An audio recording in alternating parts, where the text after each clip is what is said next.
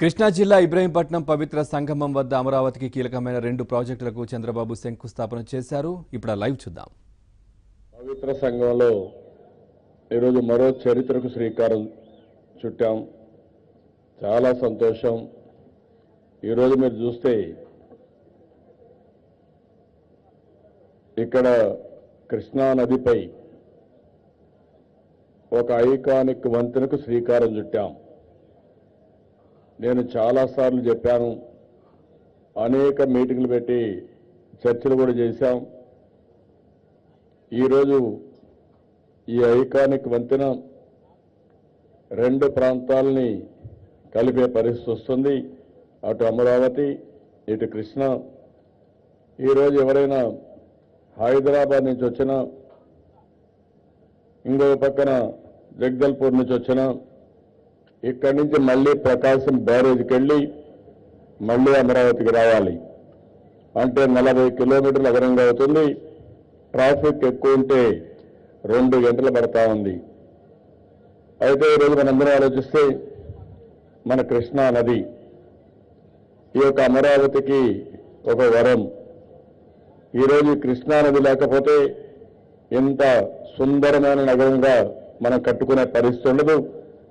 అదే సమయంలో ఎన్నో సంవత్సరాల నుంచి కృష్ణా నది ఉంది కానీ ఈ ప్రాంతాన్ని మనం అభివృద్ధి చేసుకోలేకపోయాం.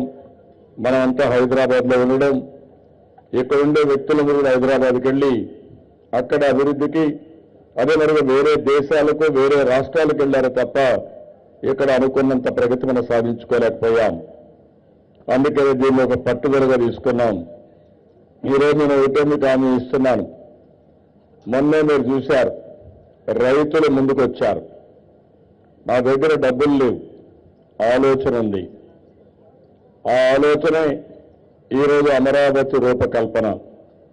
చాలామంది నా మీద ఒత్తిడి తీసుకొచ్చారు కానీ రకరకాలుగా ఈ అమరావతి నగర నిర్మాణం జరగకూడదని అడుగడుగున అడ్డంకులు పెట్టారు. అసలు మీకు ఎక్కడ భూమి ఉందని అడిగారు. నేను ఒకే ఒక పిలిపిచ్చాను. ఆ పిలుపు మీరు చూస్తే రైతులు ముందుకు రండి, మీకు అన్యాయం జరగదు, మీకు కూడా లాభం జరుగుతుంది, ఇది విన్ విన్ సిచ్యువేషన్ చెప్పిన తర్వాత ఆ పిలుపుకు స్పందించి 34,000 ఎకరాల భూమి ల్యాండ్ పూలింగ్ ఇచ్చారంటే ఇది ప్రపంచంలోనే ఒక చరిత్ర. నేను కూడా ఆ రోజు రాజీ పడుంటే ఎక్కడో 250 ఎకరాలు తీసుకొని ఒక చిన్న సెక్రటరీ కట్టేవాడిని. కానీ నా ఆలోచన ఒకటే, తెలుగు జాతికి సంపద సృష్టించాలి, ఆదాయాన్ని పెంచాలి, అదే సమయంలో భావితరాల భవిష్యత్తు, బంగారు భవిష్యత్తు కావాలని నేను ఈ కార్యక్రమానికి రూపకల్పన చేశాను. ఇది ఒక పెద్ద ఇన్నోవేషన్ ప్రపంచంలో. ఈరోజు మీరు చూస్తే 40,000 కోట్ల రూపాయలు చేసే ప్రాజెక్టులు ముందుకెళ్తున్నాయి. అందులో ఈ ఐకానిక్ బ్రిడ్జ్ కూడా ఒకటి. దీనికి 1387 అంటే 1400 కోట్ల రూపాయలు ఈ బ్రిడ్జికి ఖర్చు అవుతుంది. బ్రిడ్జి కడుతున్నాం కానీ అదే సమయంలో ఆలోచించండి, ఇది సుందరమైన బ్రిడ్జ్ ఉండాలి, ఐకానిక్ బ్రిడ్జ్ ఉండాలి. రేపు అవసరమైతే ప్రపంచం మొత్తం ఈ కృష్ణా నదిపై నుండే బ్రిడ్జిలు చూడడానికి రావాలనే ఆలోచనతోనే మొదటి బ్రిడ్జి ఒక ఐకానిక్ బ్రిడ్జిని క్రియేట్ చేశాం. నేను మిమ్మల్ని అందరినీ ఒకటే కోరుతున్నా, అమరావతికి రైతులు ఏ విధంగా స్ఫూర్తినిచ్చారో మీరు కూడా అది ఆలోచించుకోవాల్సిన అవసరం ఉంది. ఈరోజు ఇక్కడ రివర్ ఉంది. ఈ రివర్ పక్కన మనం ఇప్పుడే కొంతమంది మిత్రులను అడుగుతున్నారు, సార్ మీరంతా గుంటూరు సైడ్ అభివృద్ధి చేస్తున్నారు, ఇటు కృష్ణా చుట్టూ పై కూడా చూపు పెట్టమని అడిగారు. నేను చూపు పెట్టడానికి సిద్ధంగా ఉన్నాను కానీ మీరు కూడా సహకరించడానికి సిద్ధంగా ఉంటే 2 కలిస్తే బ్రహ్మాండంగా విజయవాడ కూడా ఒక ఆదర్శంగా ఈ ఏరియా అంతా డెవలప్ చేసే అవకాశం ఉంటుంది.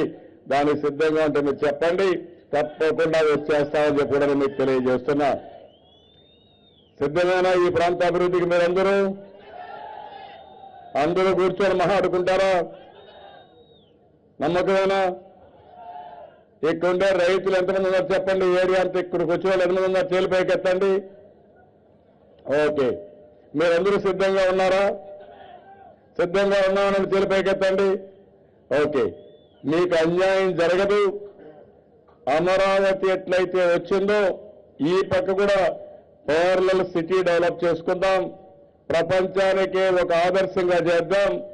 రైట్ లెఫ్ట్ రెండు కూడా కృష్ణా సైడ్ మన అభివృద్ధి చేయడానికి ముందుకు పోతాం. అది జరిగితే బ్రహ్మాండమైనటువంటి భవిష్యత్తు మీకు కూడా వస్తుంది. నేను అందుకనే మీకు చాలాసార్లు చెప్పాను, మీరు పేపర్లో చూస్తూ ఉంటారు, కేంద్రం మనకు డబ్బులు ఇవ్వలేదు, నా దగ్గర కూడా డబ్బులు లేవు. నేను వినూత్నంగా ఆలోచిస్తున్నాను ప్రతి ఒక్క పని కూడా. ఒక పక్క పేదలకు సంక్షేమ కార్యక్రమాలు ఇవ్వాలి. నేను సంపద సృష్టించేది డబ్బులుండే వాళ్ళ కోసం కాదు, కానీ డబ్బులుండే వాళ్ళు రాకపోతే సంపద సృష్టించలేము. అదే సందర్భంలో అనునిత్యం పేదవాళ్లకు న్యాయం చేయాలనే ఉద్దేశంతోనే నేను మొట్టమొదటిసారిగా ముఖ్యమంత్రి అయిన తర్వాత 200 రూపాయలు పింఛన్ 1000 రూపాయలు చేశాం. నిన్న మళ్ళీ 1000 నుంచి 2000 రూపాయలంటే 10 రెట్లు పెంచాను. ఇది చరిత్రలో ఎక్కడా చేసి ఉండదు.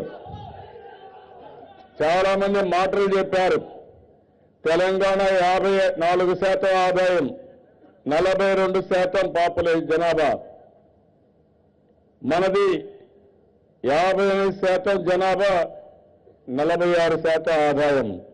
ఈరోజు తెలంగాణ కంటే ఎక్కువ సంక్షేమ కార్యక్రమాలు ఇచ్చాను, తెలంగాణ కంటే అభివృద్ధి కార్యక్రమాలు ఇచ్చాను.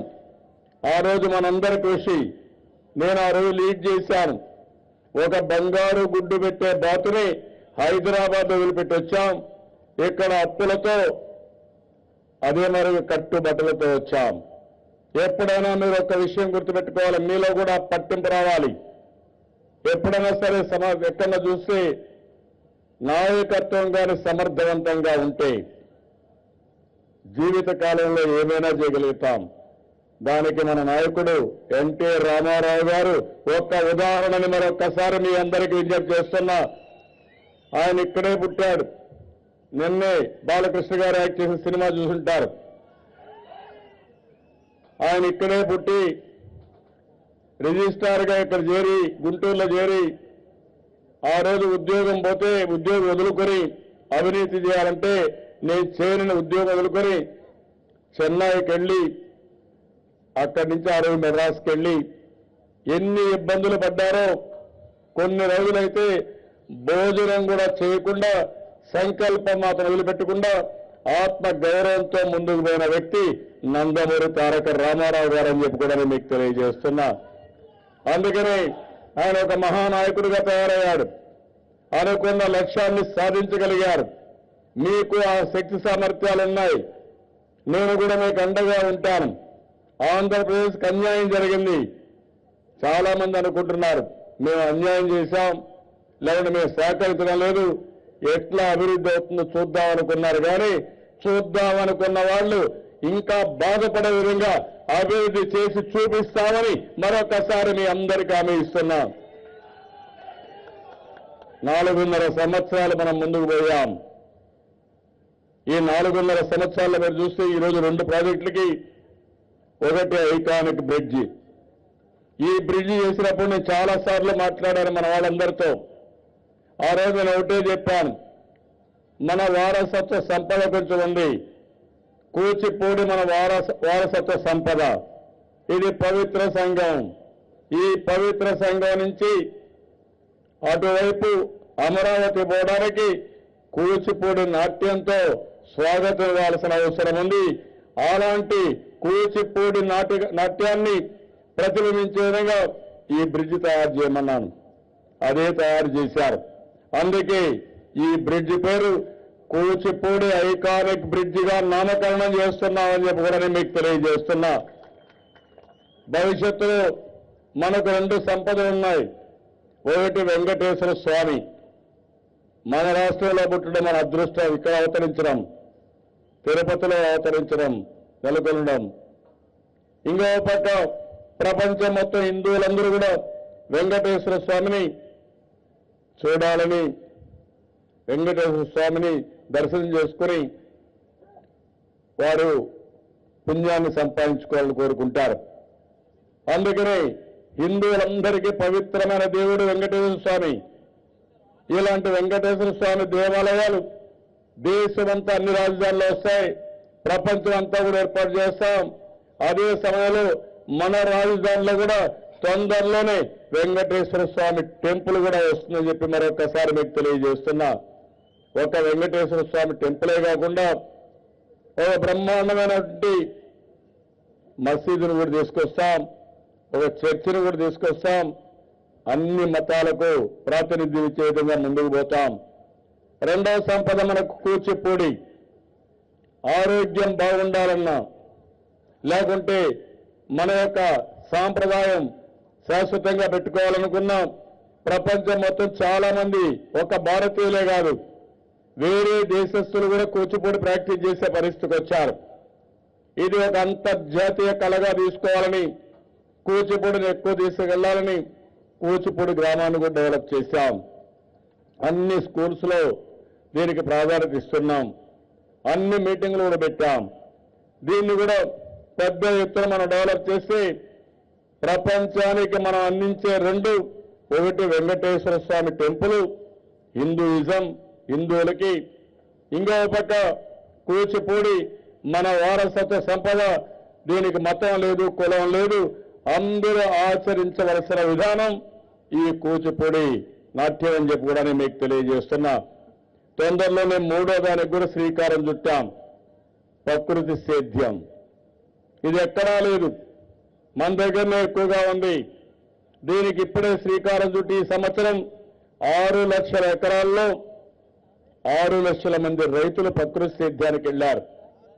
ఈ ప్రకృతి సేద్యం ఎరువులు ఉండవు, క్రిమి సంహారక మందులు వాడడం, ఈ రెండు లేకుండా వచ్చిన తిండి తింటే హాస్పిటల్ పోయే పని లేదు, అనారోగ్య సమస్యలు ఉండవు. అదే మరి ఎన్విరాన్మెంట్ చాలా ఇంప్రూవ్ అవుతుంది. ఈ రోజు ఇక్కడికి వచ్చి నిలబడుకుంటే ఈ అమరావతి దగ్గర లాంటి ఈ పవిత్ర సంఘం దగ్గర ఎంత సుందరమైన ప్రదేశం ఒకసారి మీరు చూడండి. ఇలాంటి ప్రదేశాన్ని కాపాడుకుంటూ రాష్ట్రాన్ని ఒక పర్యావరణ కేంద్రంగా, ఒక పర్యాటకానికి, ఒక టూరిజానికి పెద్ద హబ్బుగా మనం తయారు చేసుకునే అవకాశం ఉంటుంది. ఈరోజు నేను అదే ఎన్నోసార్లు చెప్పాను, టెక్నాలజీ, నేచర్, ఈ రెండు డెడ్లీ కాంబినేషన్స్. ఒక పక్క ప్రకృతిని కాపాడుకోవాలి. మనం తాగే నీళ్లు కానీ, పీల్చే గాలి కానీ, తినే తిండి కానీ ఒక నాణ్యమైన తిండి తిని, నాణ్యమైన గాలి పీల్చి, నాణ్యమైన నీళ్లు తాగితే చాలా ఆరోగ్య సమస్యలు పోతాయి. ఇంకో పక్క ఆక్సిజన్ ఎక్కువ ఉంటే మీ శక్తి ఎక్కువ ఉంటుంది, ఎనర్జీ ఎక్కువ పెరుగుతుంది. అందుకనే మనం ఇలాంటి కార్యక్రమాలకు ఈ అమరావతిలో శ్రీకారం చుడుతున్నాం. అమరావతి భవిష్యత్తులో ఒక సుందరమైన నగరంగా ఉంటుంది.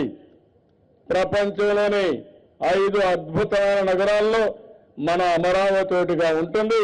దీంట్లో అనుమానమే లేదు.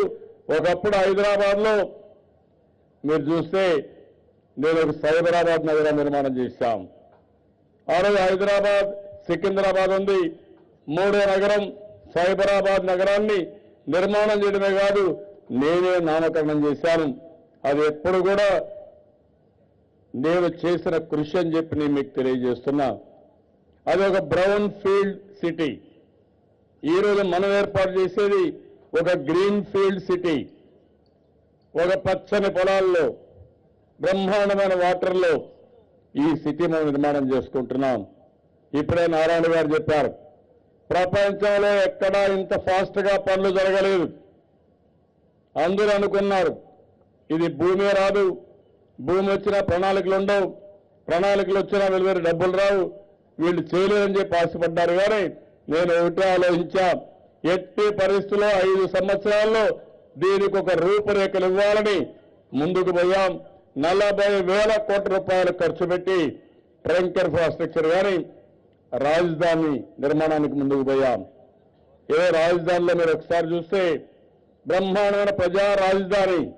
నేను ఈ పేరు ఎన్నోసార్లు చెప్పాను మీకు. ఈ ప్రజా రాజధానిలో ప్రజలందరికీ స్థానం ఉండాలి. అందుకని 50,000 మందికి ఇండ్లు కట్టేయడానికి 500 ఎకరాలు ప్రత్యేకంగా రిజర్వ్ చేసుకున్నాం. ఇంకో పక్కన ఎక్కడికక్కడ మీరు చూస్తే అసెంబ్లీ ఒక బెస్ట్ ఐకానిక్ బిల్డింగ్. నేను ఒకటి ఆలోచిస్తున్న, భగవంతుడు ఆశీర్వదిస్తే తాజ్ మహల్ తర్వాత ఎవరైనా మాట్లాడితే మన అసెంబ్లీ గురించే మాట్లాడాలి. అలాంటి బ్రహ్మాండమైన ఐకానిక్ బిల్డింగ్ రావాలని ఆలోచిస్తున్నాను. ఇంకో పక్క బౌద్ధ స్తూపాకారంలో ఈరోజు మన యొక్క హైకోర్టు తీసుకొస్తున్నాం. చాలా బ్యూటిఫుల్ గా వస్తా ఉంది. 5 టవర్లు తీసుకొస్తున్నాం. ఈ 5 టవర్లు కూడా సెక్రటరియట్ అంతా అక్కడ వస్తుంది. ఇప్పుడు చూసే మన సెక్రటరియట్లు మీరు చూశారు. ఒకప్పుడు నేను హైదరాబాద్లో ఉన్నప్పుడు తొలిసారి ముఖ్యమంత్రి అయితే చాలా భయంకరంగా ఉండేటివి. అక్కడంతా కూడా కిళ్ళి నమిలి రోడ్డంతా లేదంటే వాల్స్ అన్ని దత్తి చేసి మొత్తం ప్రత్యేకమైన టీములు పెట్టి క్లీన్ చేయించాను. అదే మరి బోర్డు కూడా పెట్టాము ఉమ్మేయిద్దని. ఈరోజు మన రాజధాని అదే మరి టవర్లు ప్రైవేట్ సెక్టర్లో వాళ్ళకుండే కార్పొరేట్ ఆఫీసుల కంటే మిన్నగా మన ఆఫీసు ఉండేట్టుగా క్రియేట్ చేస్తున్నాం.